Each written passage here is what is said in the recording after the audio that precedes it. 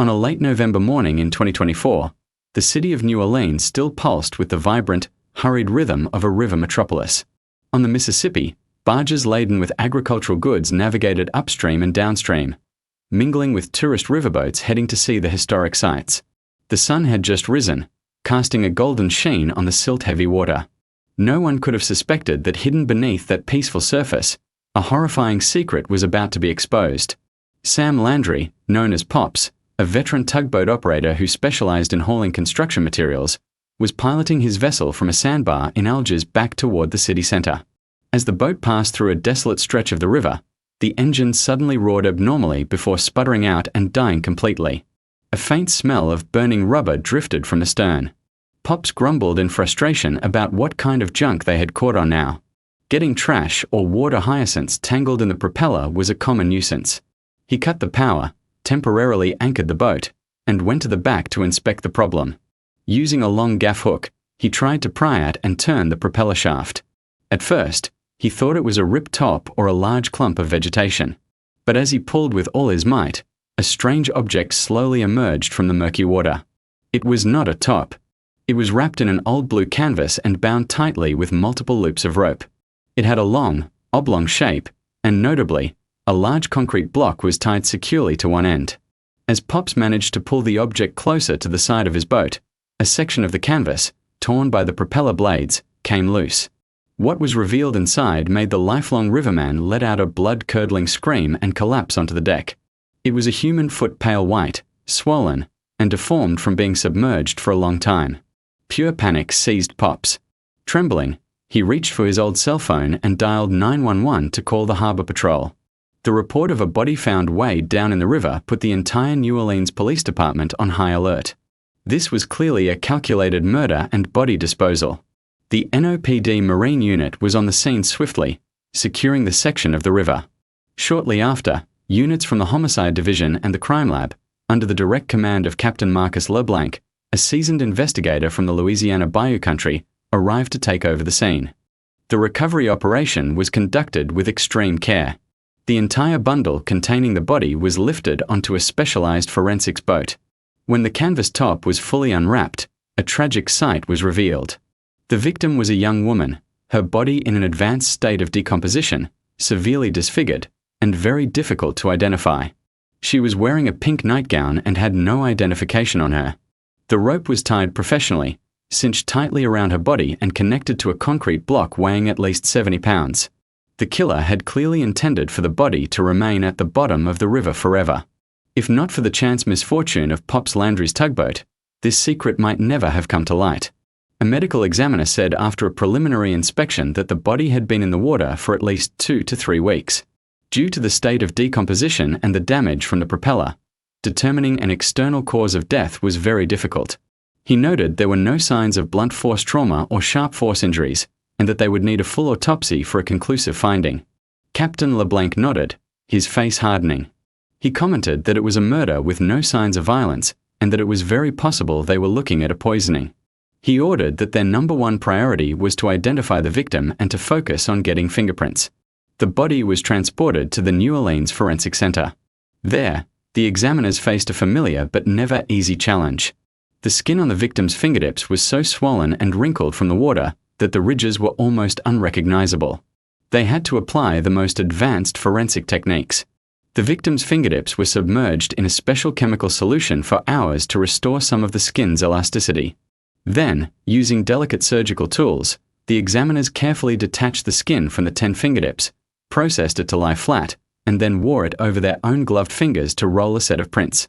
After a full day of non-stop work, an incomplete but identifiable set of fingerprints was successfully collected.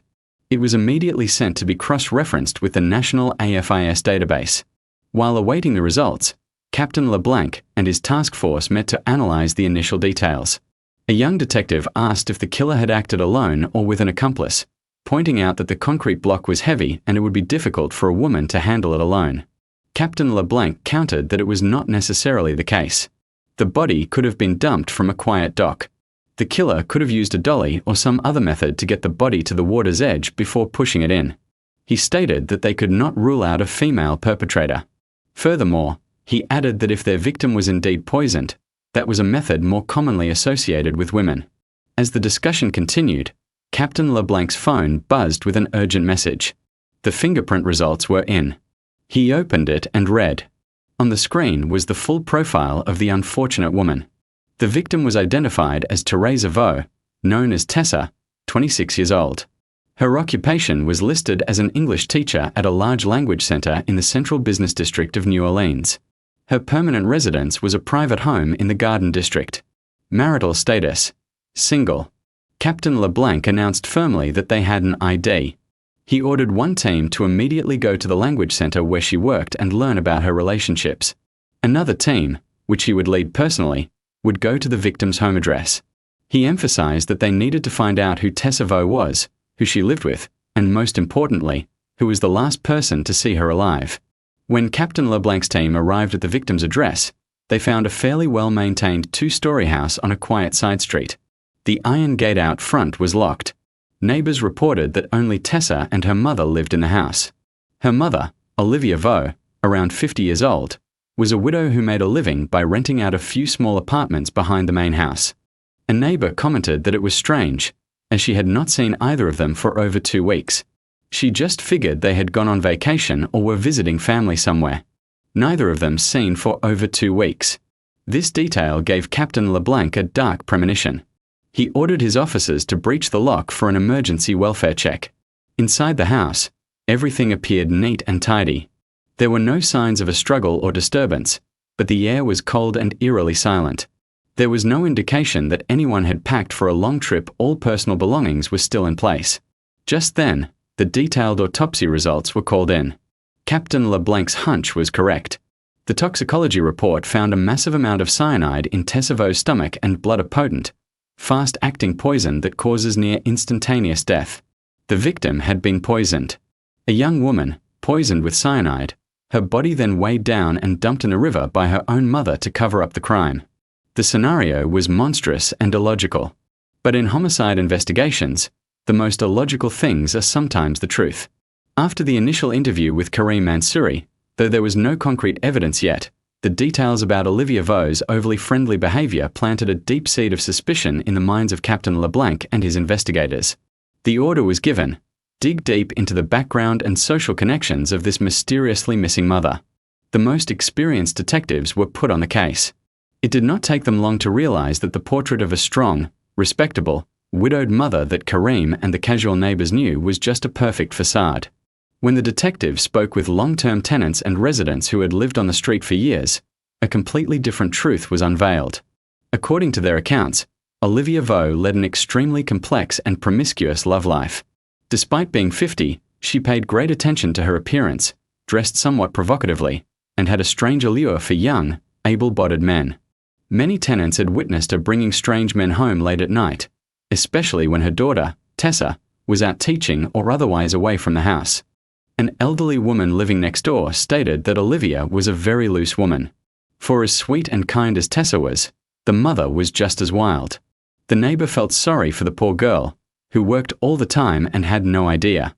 They would just shake their heads every time they saw her mother leading another young man into the house. This information completely changed the complexion of the case. Olivia Vo was not a virtuous mother. She was a woman with a strong sexual appetite and a preference for younger partners. The theory that she had romantic feelings for her daughter's boyfriend was no longer a vague speculation but a highly credible possibility. With this new information, Captain LeBlanc decided to bring Karim Mansouri in for questioning again. This time, the atmosphere of the interview was not one of sympathetic sharing but had become tense and much more direct. Captain LeBlanc began by placing a file on the table and addressing Karim. He stated that in their previous conversation, Karim had described Olivia Vo as a wonderful mother, but their investigation had uncovered a completely different picture. He revealed that Mrs. Vo had a very complicated private life and asked if Karim was certain he had told them the entire truth about the relationship between him and her. Karim Mansouri froze. He looked at the file, then at the captain's piercing gaze, his face a mask of confusion and anxiety. He stammered that he did not understand what the captain meant. Captain LeBlanc said with a hard voice that Karim understood perfectly. He laid out the facts. His girlfriend, Tessa Vo, was brutally murdered, and her mother was missing. They had reason to believe these two events were directly connected, and that Kareem might be hiding an extremely important detail. He asked one last time if there was any other relationship between him and Olivia Vo besides her being his girlfriend's mother. He warned that this was Kareem's last chance to be honest, and that if they found out later that he lied, he could face charges for obstruction of justice. The pressure from the investigation, combined with the guilt and fear he had been hiding for weeks, finally broke the young foreign man. Kareem buried his head in his hands and began to tremble. He knew he could not hide it any longer. He whispered, his voice thick with shame, that something had happened between them. He apologized, saying he was so sorry. And then, the raw, twisted truth was recounted by the man at the center of it all. Kareem admitted that from the very first dinner to meet the family, he felt something was off. Olivia Vo had looked at him with a very different kind of gaze, not the look of a mother meeting her future son-in-law, but the look of a woman filled with desire for a man. She had constantly made physical contact, touching him and praising his athletic build. Her words and gestures made it clear to Kareem, a young man far from home, what she wanted. A few days later, taking advantage of a night when Tessa had a late class, Olivia made her move. She knocked on the door of Kareem's rented room, wearing only a thin, provocative nightgown. She used the excuse of bringing him some fruit and then walked right into the room. Kareem recounted with a voice full of regret that he had tried to refuse at first. He told her they should not, that he loved Tessa. But she had been the aggressor. She said Tessa had her share, and she would have hers, that it was just the two of them there and no one would ever know. She seduced him, and he could not resist. He admitted he had made a terrible mistake. The sordid, incestuous affair began like that. It lasted for a little over a week. They would meet secretly whenever Tessa was away. Kareem said that Olivia was a woman with immense sexual needs and seemed to have become completely obsessed with him. But the guilt quickly began to eat away at Kareem's soul. He genuinely loved Tessa and was disgusted with himself. He decided he had to end the wrongful relationship. Kareem said that about 3 weeks ago, he had spoken to Olivia directly. He told her they had to stop, that he could not keep betraying Tessa. He informed her that he was going to marry Tessa and they would be moving out. That was when she became truly furious. She said he was not allowed to leave her, that he belonged to her. She threatened him, saying that if he dared to break it off, she would make both him and Tessa regret it. That was the last time Kareem spoke with Olivia. 2 days later, he suddenly could not get in contact with either of them. Kareem's confession illuminated the entire motive for the murder. Olivia Vo, in her desire to possess her young lover exclusively, had murdered her own daughter, whom she saw as an obstacle. After the crime, she disposed of her daughter's body and fled. After hearing the confession, Captain LeBlanc's face grew cold with rage. This crime was not just a murder, it was the ultimate expression of selfishness, jealousy, and inhumanity. Immediately, a nationwide warrant was issued for the arrest of the suspect, Olivia Vo, on the charge of murder. Her picture and personal information were sent to every police department in the country and published by the mass media. The net had begun to tighten. The hunt for the woman with the face of a mother but the heart of a demon had officially begun. The nationwide warrant for Olivia Vo was immediately dispatched. The image of the 50-year-old woman, her face carefully made up, her smile slightly suggestive, appeared across all mass media platforms, from TV news broadcasts to online news sites. A large-scale manhunt was officially underway. The task force believed that with such widespread dissemination of information, finding her was only a matter of time. However, Olivia Vo proved to be an incredibly cunning adversary who had meticulously prepared for her escape. The financial investigation team reported that all bank accounts in her name showed no transactions for the past month. The last withdrawal was a fairly large sum of $2,500, but that transaction occurred a week before the murder. It seemed she had prepared a large amount of cash for her escape plan. The digital forensics team also came up empty. Both Olivia's and the victim Tessa's cell phones had been turned off and their SIM cards removed since November 15th, approximately 3 weeks prior. The last ping from her phone was recorded in the Garden District area where she lived. After that, she had seemingly vanished without leaving a single digital trace. International airports, bus terminals, and train stations all received the warrant and the suspect's photo. Security was heightened, but there was still no information on Olivia Vo. Time passed. 1 week, then 2.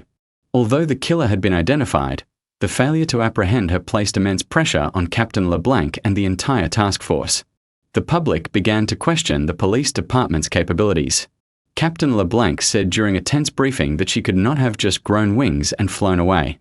He reasoned that a 50-year-old woman, no matter how clever, could not disappear alone without help. Someone must have helped her escape. He ordered his team to review all of her social connections again, and to be more thorough, not overlooking anyone, not even the most casual acquaintances. The captain's order set a new direction for the investigation. Detectives began to dig into Olivia Vaux's past. They interviewed old neighbors, friends she had not contacted in years, and especially the lovers from her long and varied list. The work was painstaking, but their persistence finally paid off. The breakthrough came from a man named T.J. Bro, known as Gator, a long-haul truck driver who had a fling with Olivia a few years back. When detectives first approached him, he was terrified and refused to cooperate. But after they explained the gravity of the case and his civic duty, he revealed a critically important detail. He stated that in the early morning hours of November 16th, right after the estimated time of Tessa's murder, Olivia had unexpectedly called him. TJ recounted that she sounded really panicked. She said something bad had happened at home and she wanted to go stay with a relative in Beaumont, Texas, for a while to clear her head. She asked him to drive her, saying she did not want to take a noisy bus. She promised to pay him $500 for the gas and his trouble. The pay was good, and she was an old acquaintance, so he agreed. According to TJ's statement, he drove his truck to a rendezvous point on the highway about 15 miles outside of New Orleans to pick her up. At the time, Olivia only had one small suitcase with her. She asked him to drive straight to Beaumont and specifically to drop her off in the city proper. Beaumont is a fairly large city in Texas, not far from the Louisiana border. TJ said that he thought it was strange at the time, but she said family was picking her up, so he did not ask any more questions. After he dropped her off and got the money, he turned right around and headed back. When he saw her picture on the news a few days ago, wanted for murder, he got so scared he did not dare say anything. The truck driver's testimony untangled the biggest knot in the manhunt. Olivia Vaux was not fleeing aimlessly. She had a clear destination, Texas. And her purpose in going to a city in a neighboring state was likely to lay low before attempting to flee further, possibly to Mexico. Immediately, Captain LeBlanc contacted and coordinated with the Beaumont Police Department in Texas. Their entire force of detectives, SWAT, and local law enforcement was mobilized, casting a dense net over the area. Olivia Vaux's picture was sent to every officer and posted in every motel, hotel, diner, and public place. The stakeout began with extreme urgency. Task forces canvassed every cheap motel and boarding house. And just one day after receiving the information, on the afternoon of December 14th, the owner of a motel on the outskirts of Beaumont recognized a female guest staying in one of her rooms as looking very similar to the wanted fugitive on television. She secretly called the local police. A Beaumont PD special task force quickly arrived. They confirmed that Olivia Vaux was in room 203. The arrest plan was executed in a flash. When the room door was breached, Olivia Vaux was sitting on the bed, about to eat from a takeout container. Seeing the police suddenly appear, she froze, the container falling from her hands. Her expression shifted from surprise to panic, and finally, to a dull, resigned emptiness. Her nearly month-long escape was officially over. The news of Olivia Vaux's capture in Texas was immediately relayed back to the task force in New Orleans. Captain LeBlanc let out a sigh of relief. The hunt was over. He immediately ordered a team to drive to Texas and escort the suspect back to New Orleans to face interrogation and uncover the full truth of the case. 2 days later, the specialized transport vehicle carrying the woman responsible for such a heinous crime arrived at NOPD headquarters. As she was escorted from the vehicle by officers, Olivia Vaux no longer possessed the vibrant, well-kept allure of her former self. Her UN-made-up face revealed deep wrinkles and exhaustion. Her hair was a mess, and her vacant eyes stared into the distance. She had returned not as a mother searching for her child, but as a killer, to face the consequences of the crime she had committed right here on this very soil. The battle of wits with the woman who possessed the heart of a demon had only just begun. In the interrogation room at NOPD headquarters, the air was thick with tension. Olivia Vaux sat on a cold steel chair, opposite Captain LeBlanc and 2 other detectives. After the long and tiring journey, the woman looked utterly haggard. But in her eyes, The initial fear had been replaced by a hardened, defiant look. She remained silent, her hands clasped on the table, like a cornered animal waiting for the confrontation. Captain LeBlanc began, his voice calm but authoritative, telling Olivia that they had brought her back to clarify two things. First, her disappearance for the past month, and second, the death of her daughter, Tessa Vo. Olivia Vo lifted her head, her eyes welling with tears. She began her act with stunning professionalism. She sobbed, asking if her daughter Tessa was really dead. She cried out to God about how tragic her life was, with her husband dying young and now her daughter. She pleaded with the officers to find the killer and bring them to justice. She wept hysterically, playing the role of a grieving, heartbroken mother to perfection. But to seasoned investigators like Captain LeBlanc, the act was clumsy and full of holes. Captain LeBlanc said, his expression unchanged, that they were investigating. But first, she needed to explain her disappearance. He asked why, when her daughter was murdered, she, her own mother, did not report it or search for her, but instead quietly fled to Texas. Olivia quickly denied fleeing. She claimed that she and Tessa had a huge fight that day. She said Tessa wanted to marry her boyfriend and move to Morocco, leaving her all alone. Olivia did not agree, so Tessa got angry, packed her bags, and left. Olivia said she was so upset and thought her daughter was just angry and would be back in a few days, so she went to a relative's house in Texas to get away. She claimed she never imagined this would happen. It was a lie constructed on the spot. She blamed the victim, creating a story of family conflict to explain the disappearance of them both. Captain LeBlanc pressed on, stating that she said Tessa left on her own, but the autopsy showed her daughter was poisoned with cyanide, then tied to a concrete block and dumped in the Mississippi River. He asked if she thought a person who runs away from home also poisons themselves and then throws their own body into the river. Olivia froze. It seemed she had not expected the police to have such detailed forensic results. But she continued to resist. She said she did not know. Maybe her daughter was so angry with her that she did something desperate, or maybe she fell in with a bad crowd and someone killed her. She insisted she really did not know anything. Olivia Vo's stubbornness was anticipated by the task force. Captain LeBlanc knew that only direct evidence and powerful psychological tactics could break through her shell of lies. He signaled to a detective. The interrogation room door opened, and Kareem Mansouri was brought in. Seeing her young lover appear in the interrogation room, Olivia Vo's defiant expression finally shattered. Her eyes widened with a mixture of shock and an undeniable flicker of panic. She never expected the police to have found Kareem the secret link and the deepest root cause of her entire crime. Kareem did not dare to look directly at Olivia. He kept his head down, his face a mask of guilt and fear. Captain LeBlanc said clearly that in front of Mrs. Olivia Vo, he wanted Kareem to tell them again the entire truth about the relationship between him and her, and everything that happened before Tessa Vo was murdered. And so, with the killer and the investigators watching, Kareem Mansouri tremblingly recounted the whole story. He spoke of his pure love for Tessa, of the fateful introductory dinner, of Olivia's seduction, and of the guilty, secret affair that followed. He also recounted their final conversation, when he tried to end it and was met with Olivia's furious threats.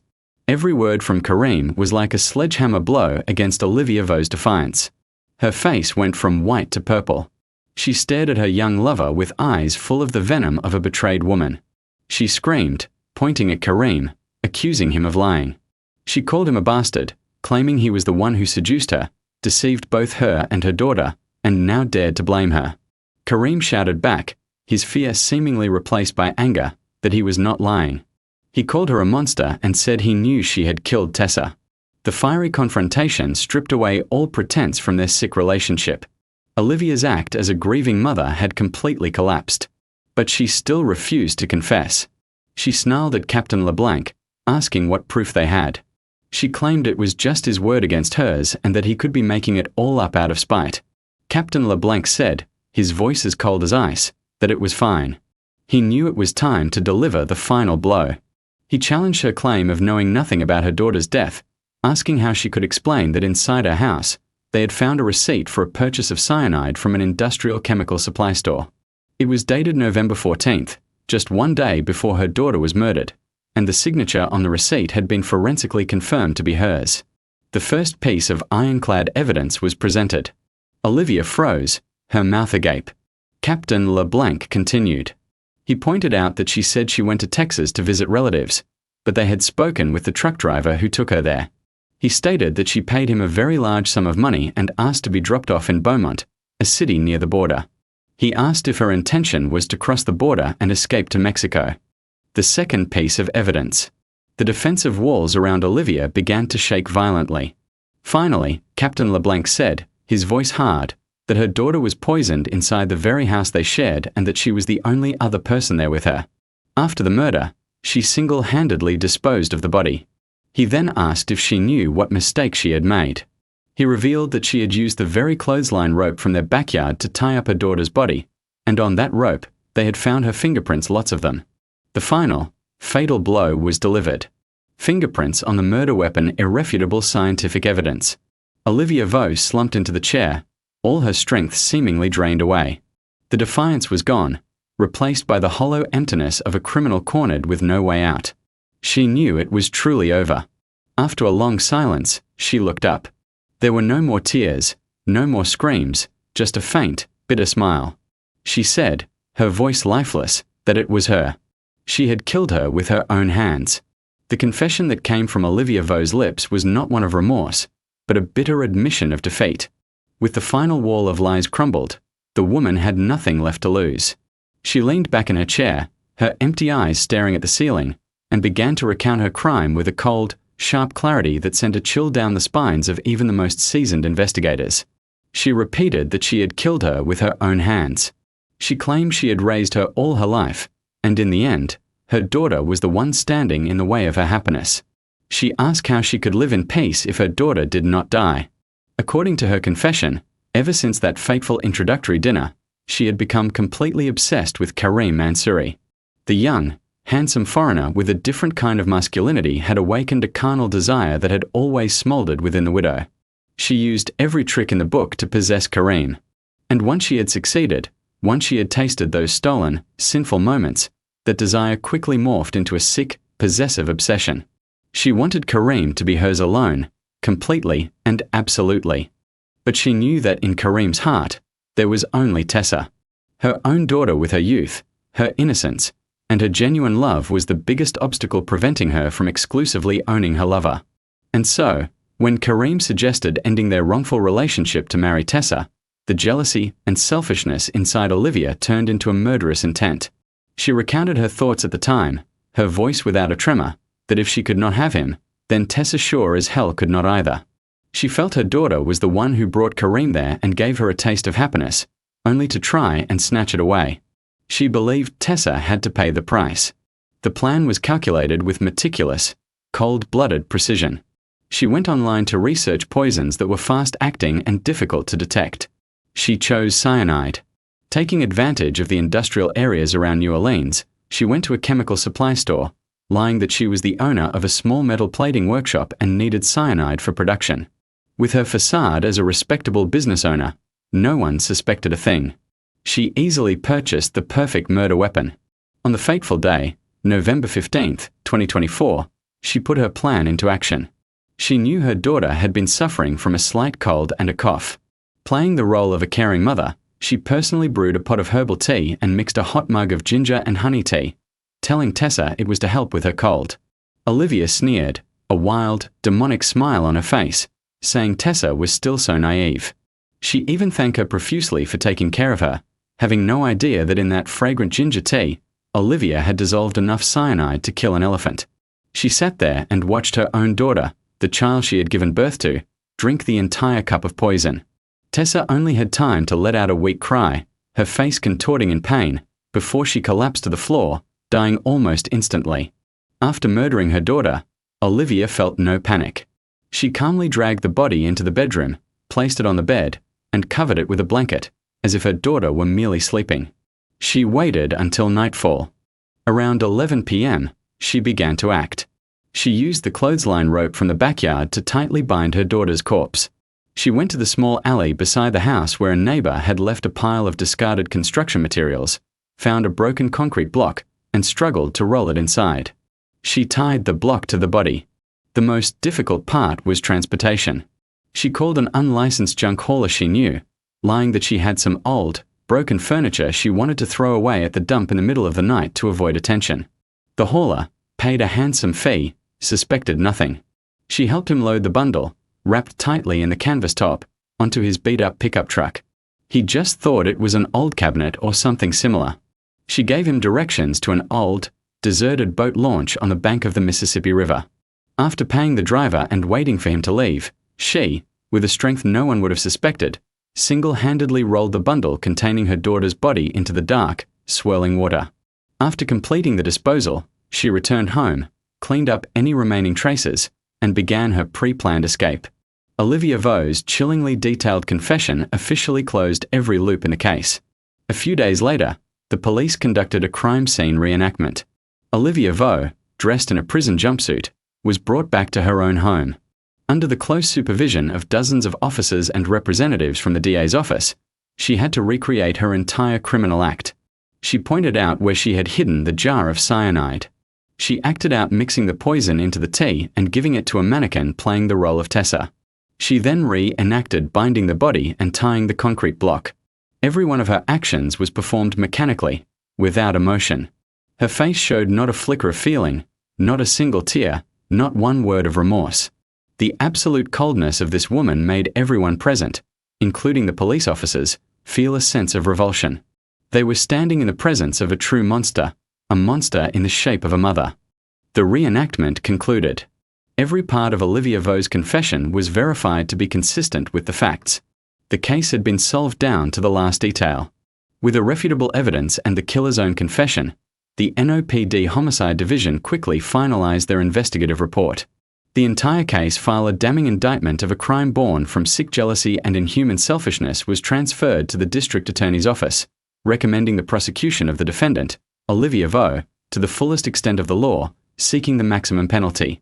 The journey of Olivia Vaux's crime had been fully reconstructed. Now, it was time for the journey of justice to begin.